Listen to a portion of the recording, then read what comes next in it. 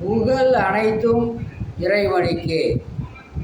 பாவ மன்னிப்பு கேட்கக்கூடியவர்களை நான் மன்னிப்பேன் என்று சொல்லக்கூடிய வல்ல இறைவனை போற்றி புகழ்ந்து நமது தலைவர் நபி ஸல்லல்லாஹு அலைஹி வஸல்லம் அவர்களுடைய துஆ பரக்கத்தினாலும் எனது சிறிய உரையை ஆரம்பம் செய்கின்றேன்.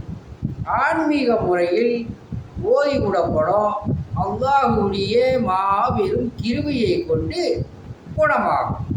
சப்ஸ்கிரைப் செய்து கொள்ளுங்கள்.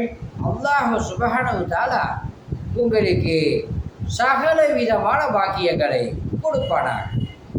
அத்தியாயம் 2 வசனம் 160.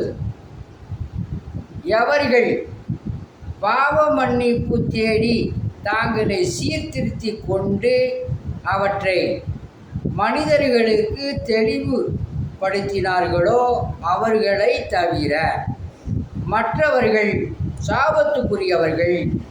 அவர்களை நான் மன்னித்து விடுகிறேன். நான் மன்னிப்பவனாகவும் கிருபை உடையவனாகவும் இருக்கிறேன் அப்படின்னு சொல்லி அல்லாஹ் சுப்ஹானஹு வ தஆலா இந்த வசனத்தில் சொல்கிறார்.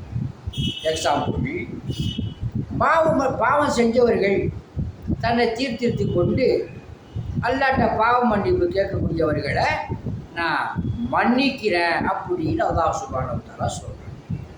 பாவ மன்னிப்பு கேட்காதவர்கள் சாபத்துக்குரியவர்கள் அப்படிங்கிறது தான் இந்த வசனத்தினுடைய டெக்னாலஜியாக இருக்குது.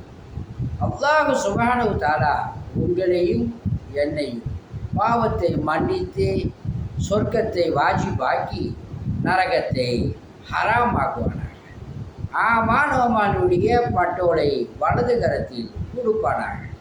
நீண்ட ஆயுளையும் நிரந்தரமான செல்வத்தையும் உங்களுக்கும் எனக்கும் ரப்புல் ஆலமீன் கொடுப்பானாக என்று சொல்லி எனது சிறிய உரையை முடிக்கின்றேன். வாஹிரு தாவானா அல்ஹம்துலில்லாஹி ரப்பில் ஆலமீன். அஸ்ஸலாமு அலைக்கும்.